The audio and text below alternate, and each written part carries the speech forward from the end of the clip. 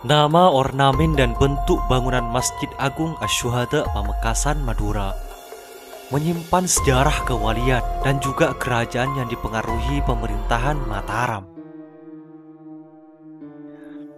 Sebagian arsitektur bangunan masjid yang berdiri di Jalan Raya Mesegit ini juga menyisakan peninggalan para wali songo. Mulanya pada tahun 1922 silam, masjid terbesar di Pamekasan ini diberi nama Masjid Jami. Sampai saat ini, warga Pamekasan juga sering menyebut Masjid Agung Asy-Syuhada tersebut dengan sebutan Masjid Jami. Merujuk pada buku Sejarah Pamekasan dan Panembahan Rungo Sokowati yang ditulis oleh Dr. Andes Bambang Hartono, Masjid Jami itu mengalami beberapa renovasi pembangunan hingga menjadi masjid termegah di Pamekasan dan diberi nama Masjid Agung Asy-Syuhada. Awalnya renovasi pertama dilakukan oleh Raden Adipati Aryo Kartomiprojo yang saat itu menjabat sebagai Bupati Pamekasan ketiga. Raden Adipati Aryo Kartomiprojo merupakan keturunan pancer dari laki-laki Adikoro IV. Raden Adipati Aryo Kartomiprojo atau dikenal pula dengan nama Raden Abdul Jabar itu merenovasi Masjid Jami tersebut dengan memperluas areal masjid dengan arsitektur dan atap bertumpang tiga. Di serambinya terdapat jidur dan di atap atas terdapat semacam mahkota sebagai simbol masjid di bawah pengaruh pemerintahan Mataram. Di atas Masjid Jami itu juga terdapat semacam mahkota yang terbuat dari tembaga yang dikenal dengan sebutan mustoko. Mustoko ini adalah ornamen atau hiasan yang biasanya terbuat dari bahan logam, kuningan, tembaga, titanium, stel yang biasa terdapat di bagian atas atau ujung dari kubah masjid. Sedangkan dahulu di halaman Masjid Jami ini terdapat taman dan kolam. Lalu tiang-tiang di dalam Masjid Jami tersebut juga terdapat 4 soko guru sebagai tiang utama yang dipesankan oleh para wali songo di zaman itu. 4 soko guru tersebut merupakan tiang utama dari kayu jati yang berfungsi menyangga kerangka dan atap masjid.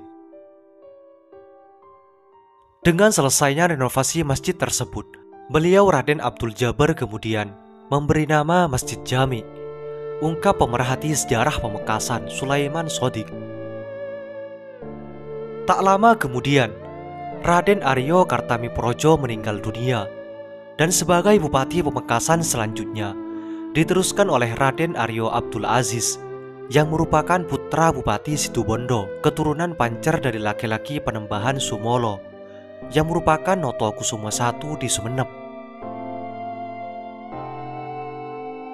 Pada saat Raden Aryo Abdul Aziz menjabat sebagai Bupati Pamekasan, Jepang sudah mulai masuk, dan Raden Aryo Abdul Aziz meninggal dibunuh oleh Jepang karena secara terang-terangan menentang pemerintahan pendudukan Jepang di zaman itu. Meski demikian, Raden Aryo Abdul Aziz masih sempat pula merenovasi Masjid Jami atas prakarsa Charles Olke van der Plas pada tahun 1938 sampai 1939. Charles Olke van der Plas merupakan seorang pegawai sipil di Hindia Belanda yang pernah bertugas sebagai gubernur Jawa Timur sampai saat Jepang mengalahkan Belanda pada tahun 1942.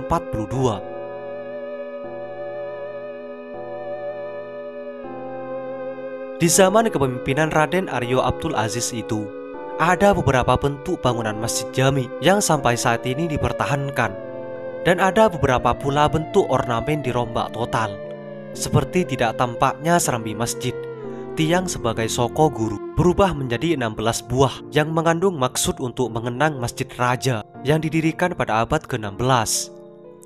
Sedangkan ukuran luas Masjid Jami ini diperlebar sehingga tampak lebih menarik. Menurut pemerhati sejarah Pamekasan Sulaiman Sodik, saat Raden Aryo Abdul Aziz merenovasi Masjid Jami tersebut, Pesan Nasraninya jelas disisihkan melalui ventilasi udara yang berbentuk tanda salib. Selain itu pula, dilengkapi dengan sebuah mimbar terbuat dari kayu beratap kubah yang cukup menarik.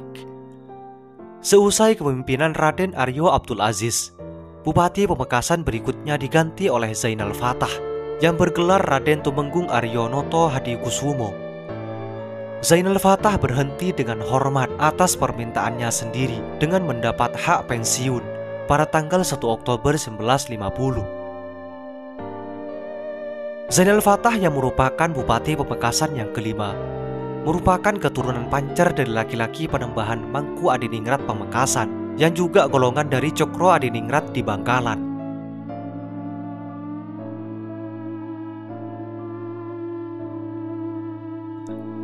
Itulah sejarah singkat tercetusnya nama Masjid Jami Pamekasan. Semoga ini menjadi wawasan bagi kita semua dan menjadi pelajaran atau pengetahuan bagi masa yang akan datang. Semoga informasi ini bermanfaat.